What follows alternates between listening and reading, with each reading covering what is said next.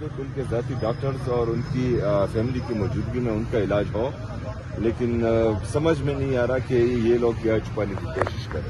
سر یہ بتائیے گا کہ خان صاحب کو جب لے کے آیا گیا تو ان کے ڈاکٹرز کہتے ہیں یہ 45 منٹ کا پروسیجر ہے ہی نہیں، 1.5-2 گھنٹہ لگتا ہے، اور رات کو بھی ڈاکٹر آصف یوسف صاحب کا ایک ویڈیو پیغام آیا، اس میں یہ کہا گیا کہ اس ہاسپٹل کے اندر کوئی ایسا بندہ ہے ہی نہیں جو کہ ماہر ہو اس چیز کا، لیکن اس کے باوجود بھی پیمز میں لے کے آیا گیا ہے۔ آپ کی بات کیوں نہیں مانی جا رہی؟ شفا انٹرنیشنل کی طرف کیوں نہیں لے کے جا رہے؟ دیکھیں جی، یہی تو ہم کہہ رہے ہیں اور یہی تو ہمیں سمجھ نہیں آ رہی کہ ہماری بات کیوں نہیں مانی جا رہی۔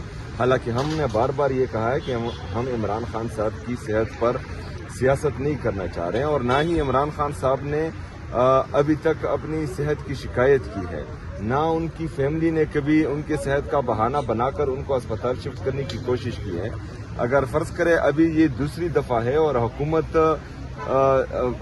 چپکے سے ان کو دوسری دفعہ اسپتال لے کر آ رہی ہے، تو اس کا مطلب ہے ان کی آنکھ کا مسئلہ سیریس ہے، اور جب مسئلہ سیریس ہے تو پمز ہاسپٹل میں ریٹینا کا اسپیشلسٹ ہے ہی نہیں، یہ سرے سے موجود ہی یہاں پر نہیں ہے۔ اگر کوئی بھی ہے وہ معمولی ڈاکٹر ہوگا، تو ہم بار بار یہ کہہ رہے ہیں کہ الشفا انٹرنیشنل ہاسپٹل میں ہم مطمئن ہوں گے ان کی ذاتی ڈاکٹرز کی موجودگی میں، ان کی فیملی کی موجودگی میں، لیکن بہرحال وہ یہ نہیں کر رہے، تو یہی پوری قوم میں شدید تشویش بھی پائی جا رہی ہے اور غصہ بھی پایا جا رہا ہے۔ سہیل افریدی صاحب کے باوجود اگر انہوں نے نہیں کیا تو اس کے بعد آپ کو لگ رہا ہے کہ پریشر بلڈ ہو جائے گا ان کے اوپر؟ دیکھیں پریشر تو ان پر ہے، عمران خان صاحب تو کوئی معمولی بندہ نہیں ہے، وہ ملک کا سابقہ وزیر اعظم ہے اور اس ملک کا جو ہے سب سے بڑا سیاسی لیڈر ہے، تو اگر فرض کریں ان کی صحت کے ساتھ مذاق کیا گیا تو یہ پریشر آلریڈی ان پر ہے، اور اسی دباؤ کی وجہ سے جو ہے وہ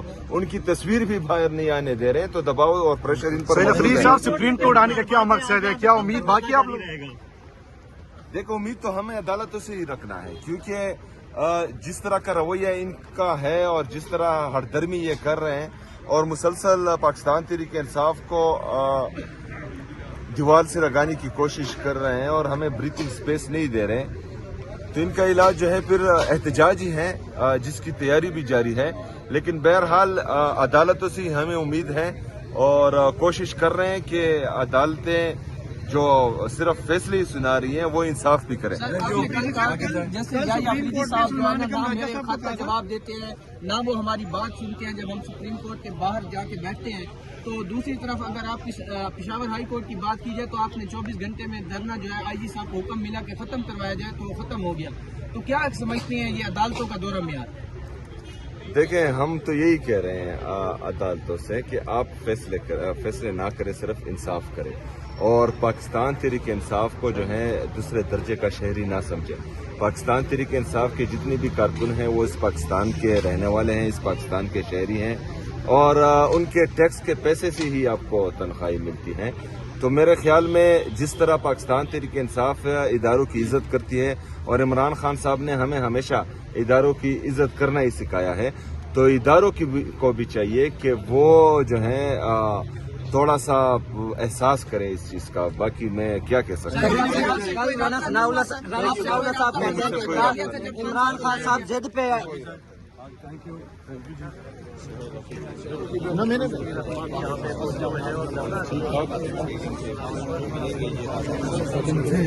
آگے جائے بھائی صاحب، آگے جائے،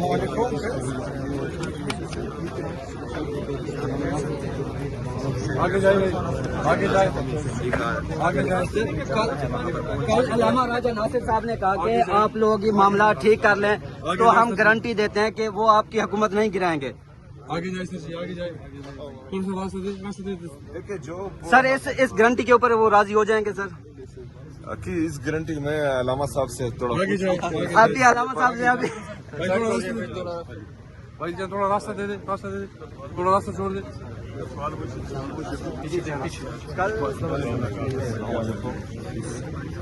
سر آپ نے کہا تھا کہ اگر ہم ان کی حکومت نہیں گرنے دیں گے سر معاملات دیکھیں میں نے یہ جو کہا تھا پچھلی جب حکومت کرائی گئی تھی عمران خان صاحب کی سارے لوٹے بنے تھے، ٹھیک ہے، انہوں نے لوگوں کو خریدا تھا، ہم لوٹے نہیں بنیں گے، اگر آپ کی کوئی حکومت کرائے تو ہم لوٹے نہیں بنیں گے، ہم اس ڈرٹی جو سرکل ہے اس کا ایسا نہیں بنیں گے۔ जिसका वो बने थे। सर इमरान खान की आप गारंटी दे रहे हैं सर? बैठने पे थोड़ा सब साथी बैठ मतलब वो अगर बाहर आएंगे तो हुकूमत नहीं गिराएंगे।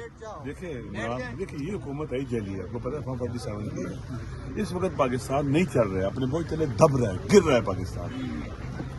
माशी बहरान दिन ब दिन बदतर हो रहा है, अमन अमान का बहरान बदतर हो रहा है, सियासी बहरान बदतर हो रहा है, पाकिस्तान नहीं चल रहा है इनसे।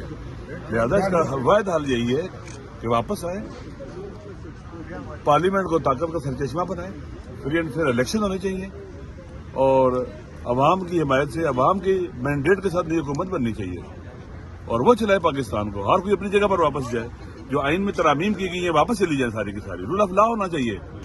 जिन्होंने इंक्रोचमेंट की है और अपने हल्फ के खिलाफ उन्होंने पॉलिटिकल पावर गेन की है, वापस जाना चाहिए उनको। पाकिस्तान ऐसे चलेगा, वाइल्डा नहीं चलेगा, नहीं चल रहा है। कोई समझता है पाकिस्तान चल रहा है, नहीं चल रहा है पाकिस्तान। इनकी जड़ें अवाम में नहीं है, अगर अवाम में जड़ें होती तो ये कभी गजा ना जाते। सिर्फ जहाजें चल रही हैं। और जनाब आप जैसे उन्होंने कह दिया कि अब आप जहाज खरीदे, आप उड़ान करें। हम तो कहते हैं सैटेलाइट मिल जाए या आसमानों पर चले जाए। इस पाकिस्तान को खाली करें। यहाँ पर ऐसे लोग आना चाहिए जो अवाम का दुख दर्द महसूस करें, उनके अवाम में से हों, ना वो हों जिनको पता ही नहीं कि अवाम का दर्द और दुख क्या होता है। तो पाकिस्तान तबाही की तरफ जा रहा है और ये जनाब जहाज खरीद रहे हैं, शर्म नहीं आती इनको। गुर्बत दिन ब दिन बढ़ रही है, किसान चीख रहा है, मजदूर चीख रहा है, सनतकार चीख रहा है और ये अवाम में उड़ने का सोच रहे हैं। अल्लामा साहब कल आपको या खरीद सकते हैं तो आपके पास तो एक हेलीकॉप्टर है, आप भी अपने सूबे का जो है वो आप क्यों नहीं खरीदते? देखिए हमारा जो हेलीकॉप्टर है वो रेस्क्यू एक्टिविटी करते हुए गिर गया था, जिसमें हमारे कैप्टन्स भी शहीद हुए थे, पायलट्स भी शहीद हुए थे। तो हेलीकॉप्टर तो सूबे के लिए इंशाल्लाह ताला हम खरीदेंगे, लेकिन अपने नाश्तों के लिए और बाहर जो है शॉपिंग्स के लिए, अयाशियों के लिए हम कोई भी तैयारा नहीं खरीदेंगे। और मेरे ख्याल में पाकिस्तान एक मकरूज मुल्क है और हम हर वक्त जो है IMF से भीख मांगने के लिए पहुंच जाते हैं कचकोल उठाकर, और इसे इस तरह 11 अरब रुपए का अपनी अयाशियों के लिए तैयारा खरीदना समझ से बालातर है। और जिससे खरीदा गया है वो मेरे ख्याल में इसराइली कंपनी है, यहूदी कंपनी है। तो इनके बोर्ड ऑफ पीस में भी जो है उनसे राब्ते शाफ्ते और फिर जहाज खरीदना, तो मेरे ख्याल में ये इन्होंने जो इल्जामात इमरान खान साहब पर झूठे लगाए थे वो इन पर सच ही साबित हो रहे हैं।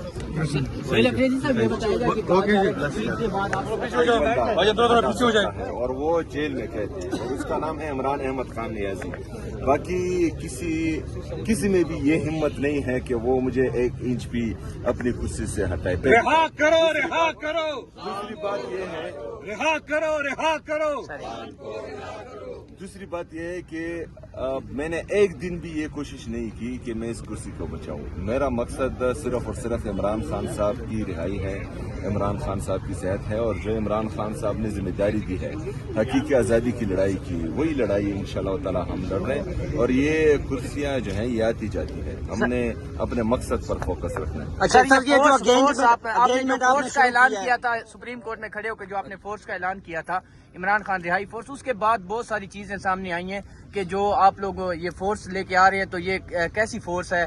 क्या ये चढ़ाई करेगी या ये किस तरह आप जो है ना ये लड़ाई जीतेंगे? फोर्स के नाम पे तो हमेशा यही होता है कि कोई जो है ना वो जत्था होगा जो कलाशने उठा के आएगा, लड़ेगा हुकूमत से, रियासत से। देखें, हम एक पुरअमन जदोजहद कर रहे हैं, हम एक सियासी जदोजहद कर रहे हैं।